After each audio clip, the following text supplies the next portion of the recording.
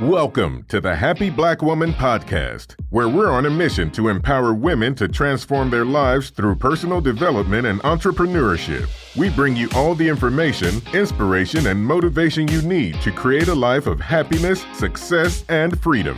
Now, please welcome your host, the happy Black woman herself, Rosetta Thurman. Hello and welcome back to the Happy Black Woman Podcast. I'm Rosetta and I am so delighted to bring to you another amazing Black woman entrepreneur that we're featuring in our series this month, and her name is Quanisha Smith. She is the founder of the Black Women Rise movement. You may have seen her all over the internet because she has been in so many of our Happy Black Woman communities, and you can read all about Quanisha on our website in the show notes. Check out her bio, check out her sites, but for right now, we're going to dive right in and welcome Quanisha. Thank you, Rosetta. Hi, I'm so happy to be here. So glad to have you with us. I mean, we have had the pleasure of getting to know each other over the past few years, and There are lots of ladies on this podcast, unfortunately, who do not know who you are. So can you tell us a little bit about your mission and the work that you do? Sure, I'd be happy to do that. So my mission, it's hard to describe it sometimes because it was really birthed out of the lowest point in my life. As Rosetta said, I'm the founder and chief activator of the Black Women Rise movement, where we really help Black women to thrive and live authentically. And in that, my aim is to really help us all transform our lives by tending to that heart space, as well as strengthening our skills in leadership, professional development, and economic development. So in that, I provide coaching and training for Black women who are really ready to take charge of their careers and overall lives so that they can truly honor that calling. Often we have that inkling of like, I know I'm meant for something more, and fulfill their purpose so that they can become the leader and CEO they often desire and I feel deserve to be. So that's my mission here with Black Women Rise. Love it. And I love the title, of course. It reminds me of Dr. Maya Angelou's poem, Still I Rise. Yes. That was motivation for it. Yeah. You know, you mentioned that this is a movement and you know that you're the chief activator. Can you tell us a little bit more about how you do that? How do you help Black women rise? So I really teach a lot of the strategies that I learned. So let me provide maybe a little bit of the backstory and context. So one of the reasons that I said it really was birthed out of the lowest point of my life is that just a few years ago, in July 2012, I was sitting on the bathroom floor of my studio apartment, prepared to take my own life. And I was only 28 years old at the time. And I feel like I was just so tired, like the fatigue of the trauma of having a drug addicted mother. I had 2 second trimester miscarriages by that time and a divorce. It was just so much for me.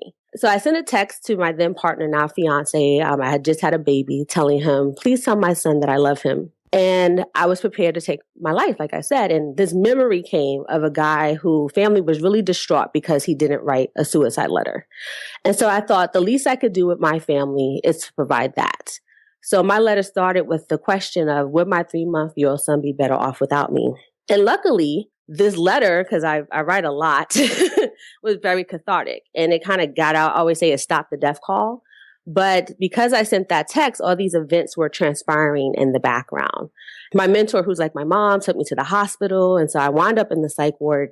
So here I am, a girl who, since I grew up in the South Bronx Projects, used education to get to an Ivy League. And so I'm sitting here in the psych ward like, how the hell did I get here? What happened? And so I started writing again as another way to have that energy. And I ended with this declaration, Rosetta, and I said, I'm stronger than this. And I used that declaration to really motivate me to start to take charge again. And I like to call myself the sister in charge. And within 2 weeks, I had a senior level position created for me in a prominent nonprofit organization, social justice organization here in Philadelphia. And then within a year and a half, I was promoted to co-executive director. And along the way, while I was in these leadership roles, I still was having some like social and cultural things happening. And I was like, is this just me? And as I talked to other Black women, they were talking about some of similar things and the struggles that they were having in leadership. And that was tugging at my heart. And at the time I was in graduate school, and I decided that I was going to change my whole thesis and start to examine these issues. And I found that it wasn't, that the research was showing that, Black women have particular challenges that come out of our culture and our history, but that also we have particular experiences in leadership and organizations. And so even one study that was done last year showed that 90% of Black women desire to flourish in work, but 51% of qualified Black women report being overlooked for promotion. And a lot of that's due to bias, right? So I decided that, I wanted to share a lot of the strategies that I learned so I could really help Black women to become these proactive contributors to their success. So that's how my story turned into this mission. And that really has inspired my work to provide coaching and training to Black women to speak to our particular experience. I know that your story is so inspiring and familiar to many of our listeners in our Happy Black Woman community. And I want to thank you for being so willing to share it with us.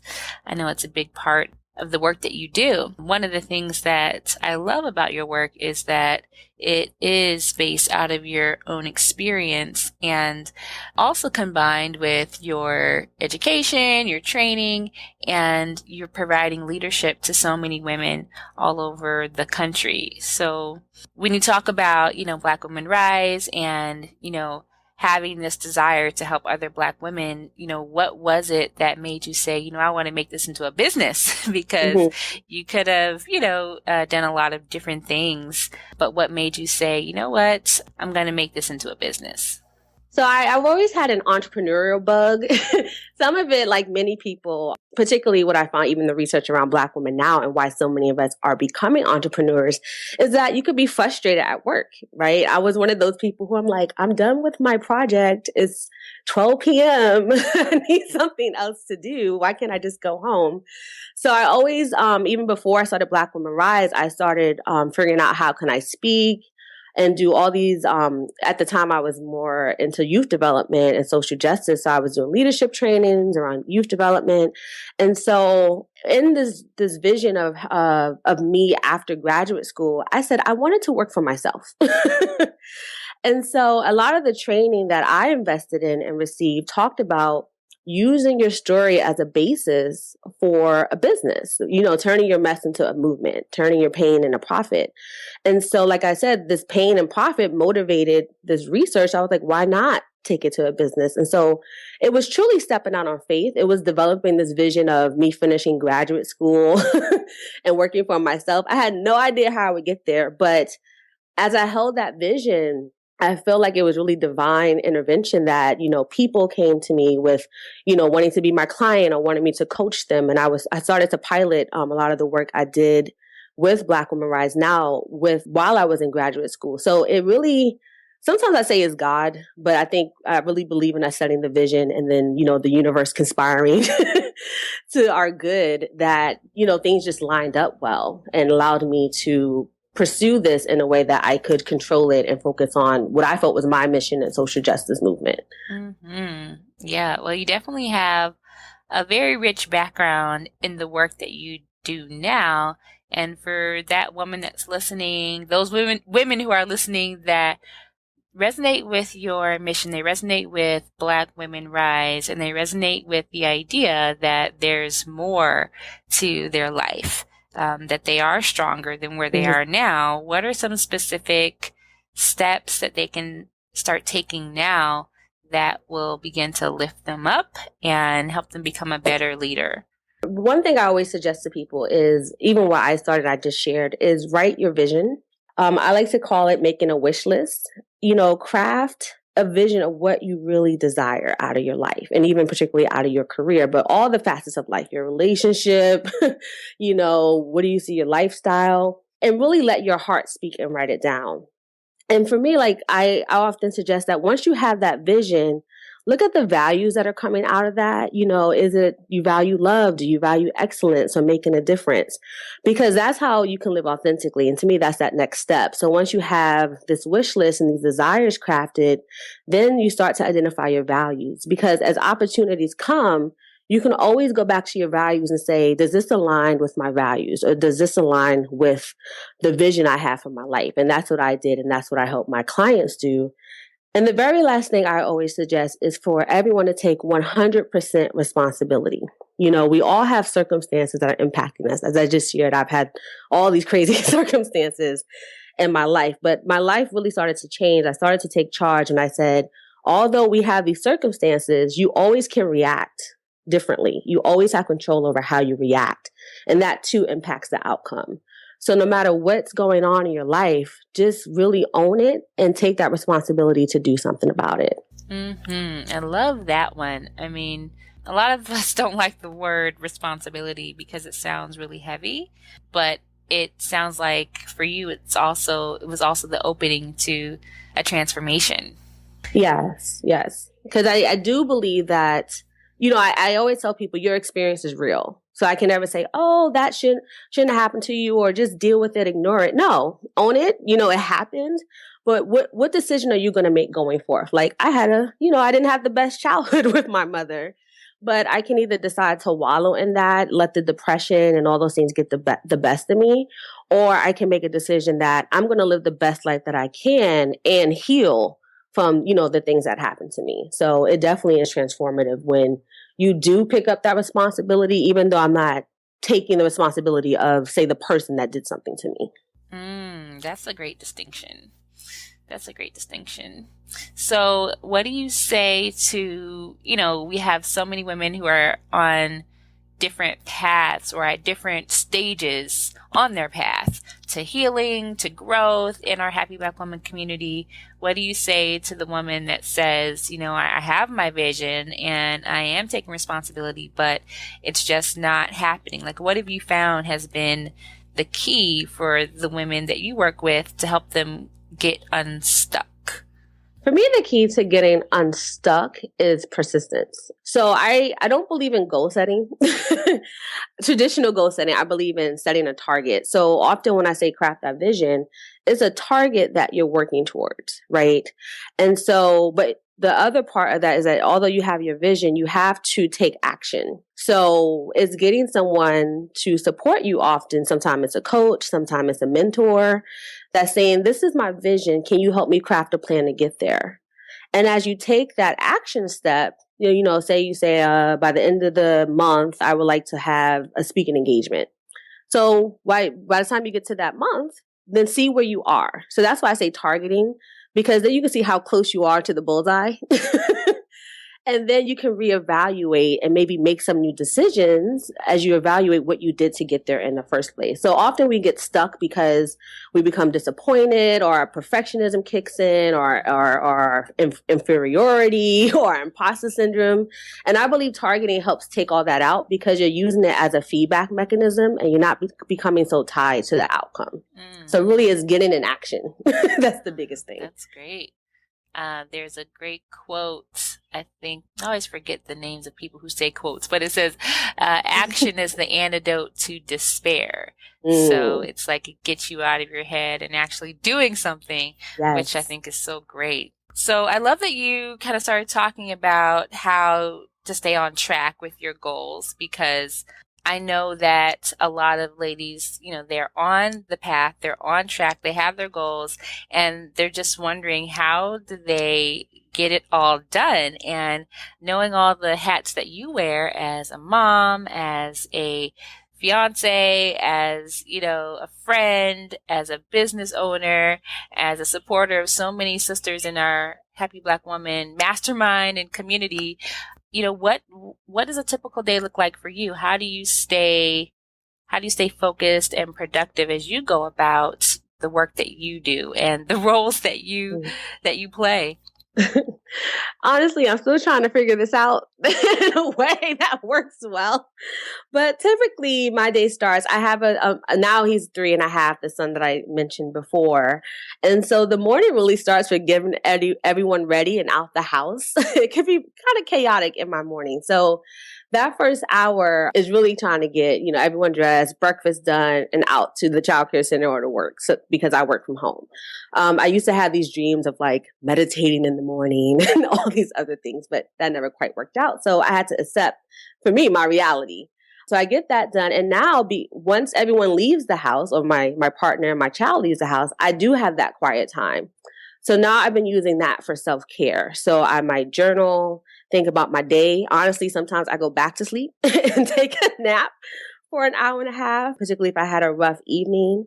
And then around 11:30 noon, I actually do often my client work or coaching. So about 11:30 to 4:30, I really intensely focus on work. And on different days, I might be focusing on different things. I started doing that batching technique, which is like that block scheduling where you might focus on writing or brainstorming, or, you set the timer and you work on that project for that time. So single tasking often in those periods.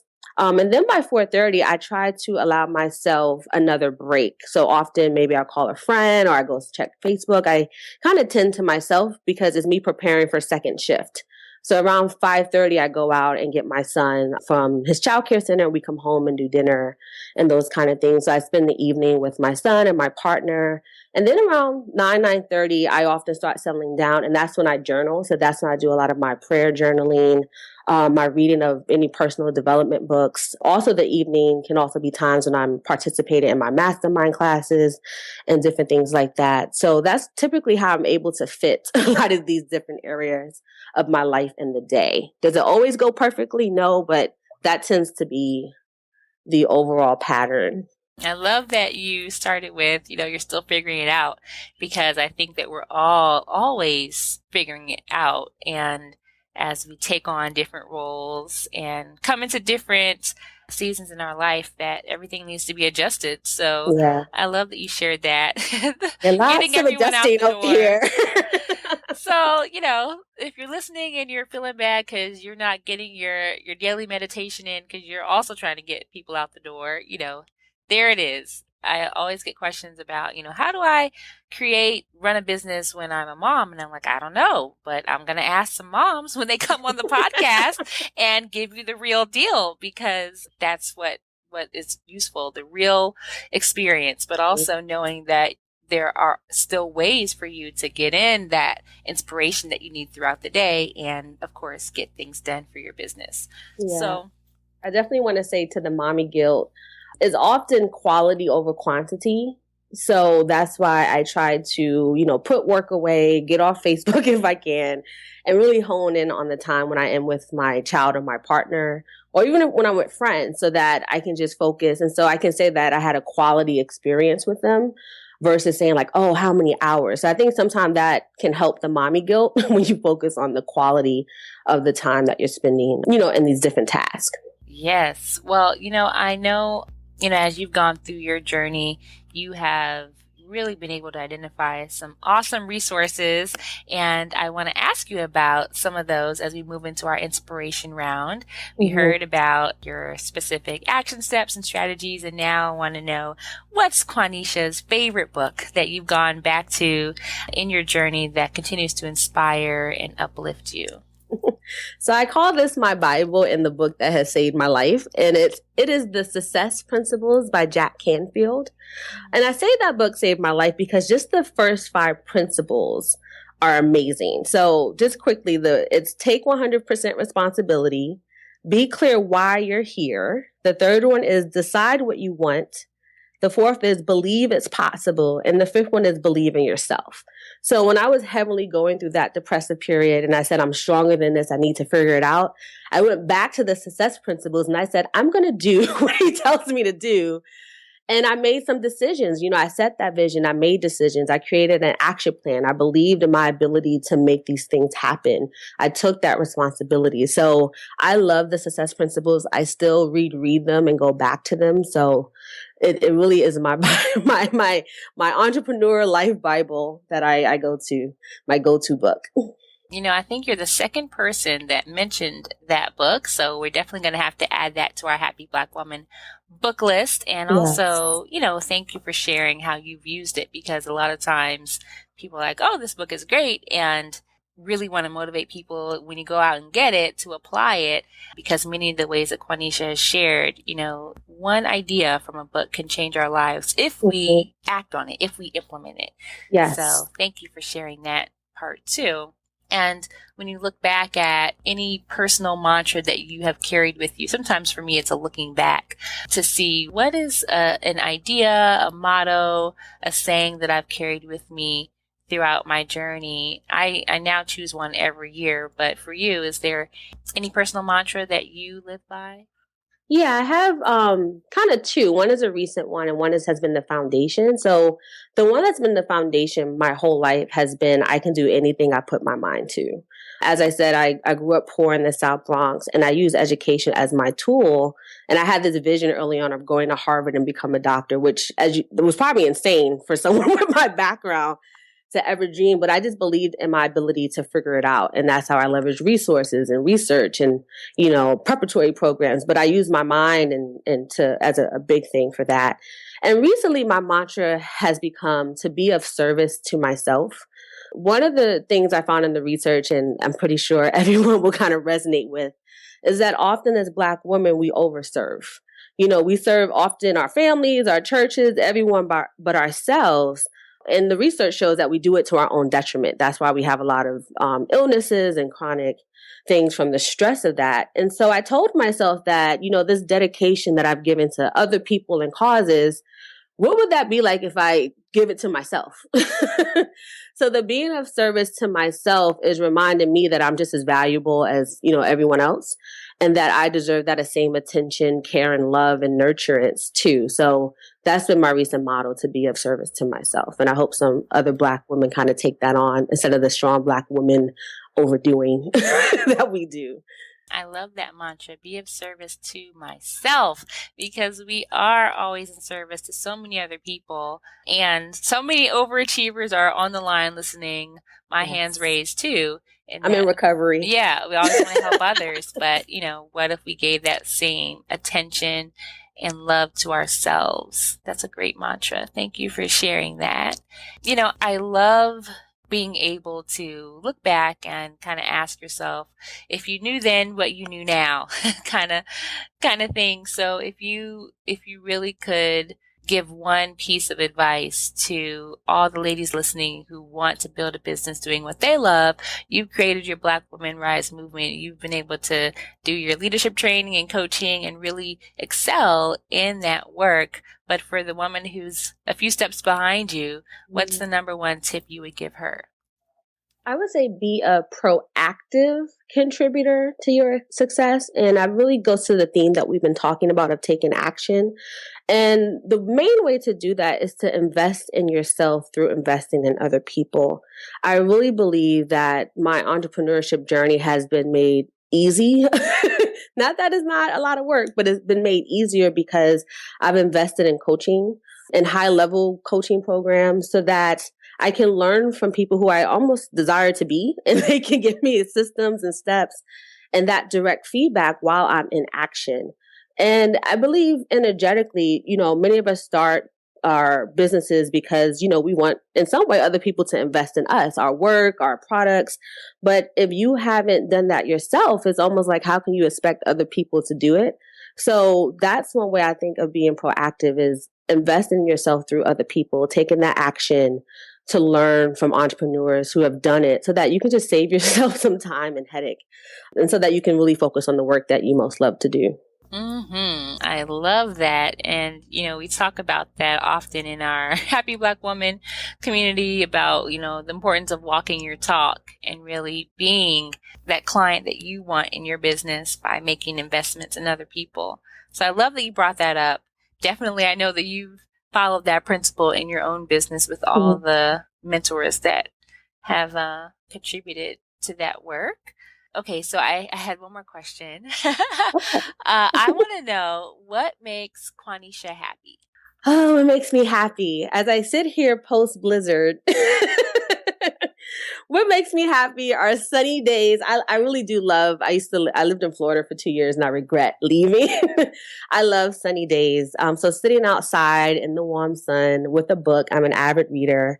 So those are two things that make me happy, as well as just being in love and in connection and lots of laughter. People know I laugh all the time. So those are the main things that I feel make me happy, and each one of them kind of feed into each other. So that's my happiness list. Yes, I love all the different answers that I get because everyone always says, what makes you a happy Black woman?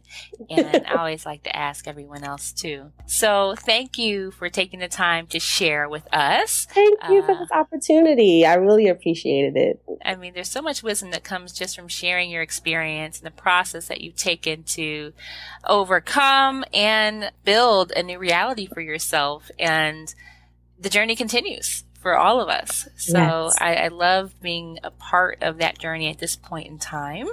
And for everyone who wants to stay in touch with Quanisha, I know everybody is on the edge of their seat, really realizing that this is just the tip of the iceberg.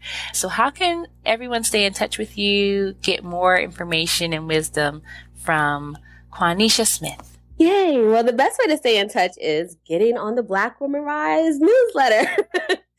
So one thing I want to give the listeners today is access to our 12 effective leadership resources for Black women. So if you go to blackwomenrise.com, and that's Black women with an E, so WOMEN, so blackwomenrise.com, and go grab the leadership guide. We share some of the ways to discover your strengths and 9 resources by Black women and for Black women to help you enhance their leadership, mentorship, and prepare for entrepreneurship. And then this way you also get our motivational emails and our Sister and Success Spotlight to really help you get ahead in your career and life. So that's how they can kind of stay in touch with the movement and with me. Awesome. I love it. So you can go to blackwomenrise.com and get your guide. It's been downloaded thousands of times and Yes. We've gotten so much great feedback. I've shared it with people and it really is a great first step for you to get on your journey and on your path to improve your leadership and prepare for your entrepreneurial journey. So thank you for sharing that. So generous to give that gift to us. Thank you for creating it. Thank you. So for everyone who has been listening and you want Quanisha's resources and tips and free gift, you can always find them listed on our show notes page at happyblackwomanpodcast.com. And if you haven't taken the time to go back and listen to our previous guests, you are missing out. Quanisha is just one of our experts, one of our amazing Black women entrepreneurs that we've been featuring this month. And what you want to do now is go back and listen to all the ones that you didn't get a chance to before. Take notes because all these ladies have been pouring into you freely, no charge. We're not going to send you an invoice, and it's really valuable. So thank you, Quanisha, and thank you everybody who's contributed thus far. And if you like what you're hearing, you can go to iTunes and leave us a rating and a review so that more Black women can find us and know that we're here to support them. So in the meantime, I will see you very soon online or in person on our Facebook page, all that good stuff. I hope to see you on the next podcast. Thanks so much for listening. Bye-bye, everybody. Thank you for joining us on the Happy Black Woman podcast. If you want all the show's notes from today's episode, go to happyblackwomanpodcast.com. Plus, we'll send you a copy of Rosetta's free life mapping workbook. We look forward to empowering you next time. And until then, do something this week that makes you happy.